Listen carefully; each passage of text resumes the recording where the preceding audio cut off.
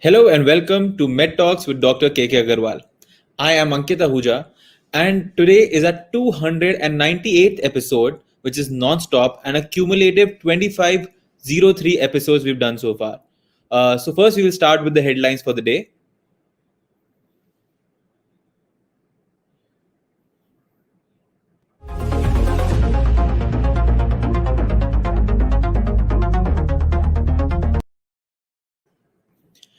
According to the data from the Union Health Ministry, the number of new daily cases of coronavirus in India fell to 3.29 lakh after 14 days.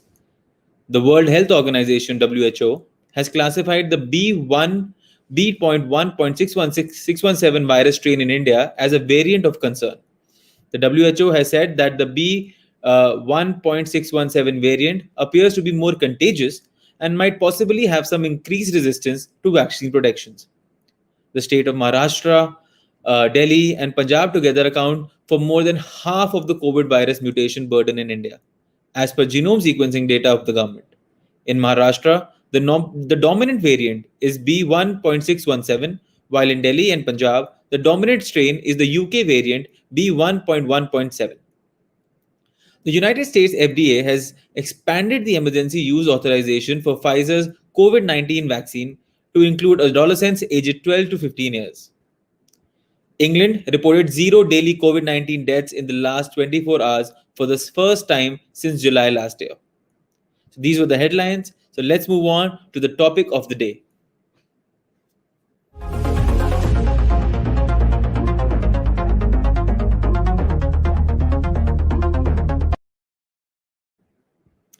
So let me introduce our special guest for the day, Mr. Dhruv Galgotia.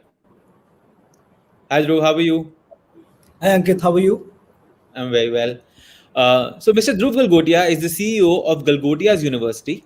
He's the young CEO who's spearheading the making of Galgotia University as an institute of excellence. He has fast-tracked the growth trajectory of the university and is committed to international education in India. His focus is on collaborative global education system for greater impetus to academic excellence at Galgotia's University. Dhruv has been honored by national and international luminaries for his innovative global education system. He's also a sports enthusiast, and I'm sure that's he's not going out and playing and doing any sports right now, but he's also excelled in many sports like swimming and tennis. So, welcome to the show, Dhruv. Thank you so much. It's truly an honor to be on a part of the show where so many people across India have been advised, cured, and their lives have been saved through this medium and through uh, the advice of Dr. Agarwal. So it's truly an honor and privilege to be a part of the show. Thank you, welcome, Dhruv. So, we'll just dive right into the topic. So, how has education changed? How has it COVID impacted educational institutes in India? Well, at an outset, the pandemic has changed the complete scenario world over of the entire learning community. And it has created one of the largest disruptions of education systems in the history, affecting nearly almost 1.6 billion learners in more than 190 countries. 94% of the world's student population has been impacted, and it continues to ravage in and across India and the world. So, having said that, I believe that during a crisis, it gives an opportunity as well, and it has given a major boost to innovation, such as new tools, new applications, new technologies for teaching and assessments have come up, which will really benefit the teaching learning community. And every crisis brings a kind of learning, and that has pushed us to reimagine how the academic delivery, the curriculum, the pedagogy, assessments, examination, health and safety, even student housing, the dining, have to be reimagined, and how they are being completely changed uh, to uh, to have an impact which will last far beyond the pandemic. I believe that, as you must have read, even the edtech industry has exploded immensely and risen to some of the highest valuation deals over the last 6 to 7 months. And it continues to grow like that. And I believe that the pandemic has not only affected the higher education per se. Of course, it goes far beyond that. But I believe that the closure of educational institutions has impacted several ancillary businesses and essential services which are being given. For example, there are government schemes of providing food being given to various government schools which have been stopped. So, what happens to the nutritious food that is being provided to millions of children under various government schemes? There are several mental health issues that have come up among students. There have been cases of domestic violence. There have been Because of so many deaths, there have been issues of children losing both their parents, which is giving rise to child trafficking. Of course, my purview is related to the higher education, so I will stick to that due to paucity of time. But I believe that the impact of the pandemic has gone far and beyond the boundaries of the higher education. And as I said, the ancillary businesses. With regard to the impact of higher education, it all starts with admissions, and I believe that there has been an impact with regard to the international community coming to learn within India. But I believe that that impact is not as dramatic as it would have been in US or in other European countries, which are dependent almost more than 70% on international students. I believe that the Indian community has the numbers. I believe that the Indian universities are not so dependent on international students. I believe that the Indian universities have a big opportunity to tap into the students who are not going abroad, and make them attracted to them by giving quality education. So I think it's also given a huge opportunity to students who every year go out and spend lakhs of rupees, whereas they can get equal quality of education within India at a much cheaper cost. Okay, so tell me, like you also mentioned edtech, like right at the start. So how has the transition been, creating virtual classrooms? How has that changed the way you function? Because at the end of it, all of us, we've grown up going to colleges, going to the classroom. That had that already had its own charm. How has this transition impacted the students, and how have they taken to it? Well, there is no doubt that there has been a tectonic shift uh, with regard to use of technology and use of online mediums, use of IoT with regard to dissemination of knowledge. Of course, this has happened because of the pandemic and the lockdowns. Initially, when we were asked to close down because of the rising cases sometime in March last year, uh, it, it was a kind of a shock for the students and the faculty. But we were planning for the last 3 years to come into a form of a blended mode of learning. And that had been already embedded in our systems. So it was very easy for us to transform into a kind of a blended mode, wherein students can adapt to technology and use both mediums. So when the lockdown happened and students were asked to go back to their respective homes, uh, we started using various online technology platforms like MS Team, Zoom, Moodle, WebEx, and other UMSs, which are there for assessments to ensure that the students are engaged in and the learning doesn't stop. That was the key motive that we have, that wherever you are, your learning should not stop. And that is what our faculty very very quickly embraced, and we made sure that the classes were on, the students were engaged in the form of classroom online lectures, in the form of uh, content creation, in the form of assignments given to students which they could do at home. We conducted various assessments which the students could give and easily communicate with their faculty. So I think the shift for us was very very smooth. I must congratulate all our students and faculty who so quickly embraced this new form of learning. and adopted it.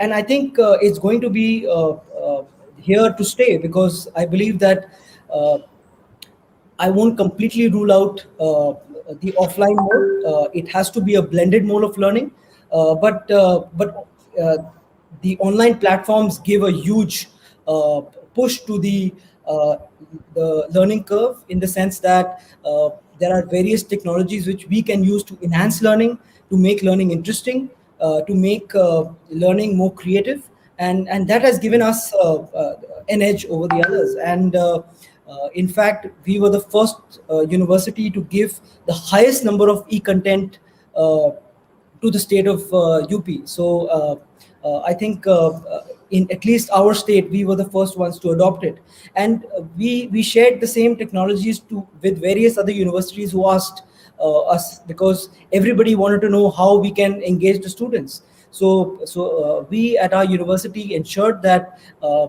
what we practiced we shared with others, and the other universities also partnered with us and adopted a few technologies which we were doing. And ultimately it's all about sharing your knowledge, and that has impacted the way the students quickly adopted to the new technology. The faculty use these technologies in a new way. It is to maximize learning. They use new tools, new softwares to make their lectures more interesting. They made sure that they used all kinds of graphics. They had Moodles. They had various tools on various massive open courseware which they could get access to. And like you mentioned, edtech, there are so many platforms which were providing various contents which were online absolutely free of cost, so that we embedded in our system to provide the best content to our students. And that's what made our shift from offline to virtual so effective and efficient. And since it's, we've already done around 16 months of the lockdown, which means like two entire semesters have gone, and the third one is also nearly over. How have you managing, examinations? How are you managing growth of the students via these digital platforms? Yeah. So I think with regard to the offline infrastructure investment, I think most of the universities now need to focus on online IT, their IT infrastructure. And we have invested huge amounts in upgrading our IT infrastructure, not because of the pandemic, but because we wanted to embrace technology as quickly as possible. uh, there has been the speed at which the transition has taken place between the learners and the knowledge providers has been absolutely phenomenal. Even we have seen that the government has been proactive in providing several platforms such as Swayam, which has about 1,600 courses given absolutely free of cost to the students. Diksha, which is for teacher training. There is Swayam Prabha, which has 32 DTA channels, which are absolutely free of cost. There is the National Digital Library, which has lakhs of ebooks, which can be accessed by anybody. There is the eShot Sindhu. There are virtual labs developed by IIT which you can partner with and get access to. So I think it is a partnership between it is the proactivity that has really made the difference, both by the private sector and the government. And What is interesting to see is that not only the academics, but other activities such as the fests, college fests are taking place online. Convocations are taking place online, and it's being held with equal excitement, and the interest of the students is equally there. So I think this shift has been absolutely phenomenal. And like when we did our online fest, there were almost 40 colleges participating from across India, and they participated in 35 events sitting right where they are. And that is how we embraced this new form of learning, this new form of participative interactive way of following up with the uh, change in technology. So I think it's been very exciting, it's been very interesting, and it continues to develop as we speak, because the change, the way the IT industry is on a hybrid mode to develop new apps, is absolutely phenomenal. And ultimately, the benefit will go to the students, because every that is the center of attention, that is the center of focus.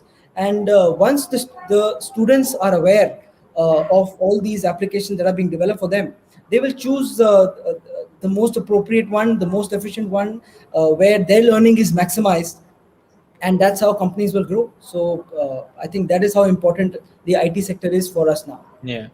Also, so tell me, I also know that you have a nursing college within the university. So, if we come to the pandemic, how has Galgodia's university's nursing department worked over time? Can you just give us a little bit about that? Well, at the time when the nation is needing frontline workers, there is a huge shortage of beds, of manpower, uh, and the first instinct is to protect yourself. Our nursing students were brave enough to volunteer, go out, work in hospitals, work in ambulances, and they have been selflessly working to assist various COVID patients. They have been assisting in vaccinating people, and it's absolutely amazing to see the uh, uh, commitment levels that they are showing towards the people of India and towards the nation. And extremely proud of our nursing and pharmacy students who are working day and night to ensure that every patient is properly looked after, is properly administered medicines, and uh, it's people and saving lives for them first. And in spite of having resistance from their families, they went against all odds, and they are absolutely on the ground and working day and night to protect the lives of thousands of people across India. So it's the contribution is absolutely amazing. And once the pandemic gets over, we've organized. We are going to be honoring them as soon as we reopen. So it's amazing to see the kind of commitment level that they've shown towards fighting this pandemic. That's really great, and I think the country can basically take all the help that you are providing them. Can you also tell me, like how are the other departments then working? Like the colleges must be on. How are we training more nurses? How are we working? How is the nursing college actually now going into the future with all this online learning? So I believe that not only with nursing, if you look at the entire university, the shift has happened from offline to online. But it's not just about taking the lectures online. It's not just about taking classes. It's actually the learning experience that needs to come on the forefront. And the old system of this monotonous monologue had to be replaced, and learning had to be made more fun, more engaging, more creative, so that learning is maximized.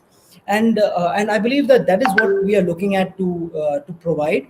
And there are some courses which are very different, which require practical learning, and nursing department is one of them. They need to be on ground, they need to witness how patients are dealt with, and that is a fine example of why we need to have internships.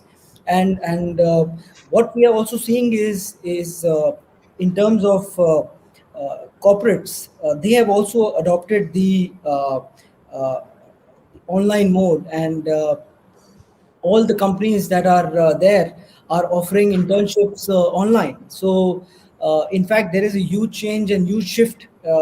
Since I mentioned the corporates, what we are seeing is that since the work from home culture is already in play, we are seeing that our third year students of engineering and management and various other courses, companies are giving them assignments right from third year, where they don't have to go out from the university.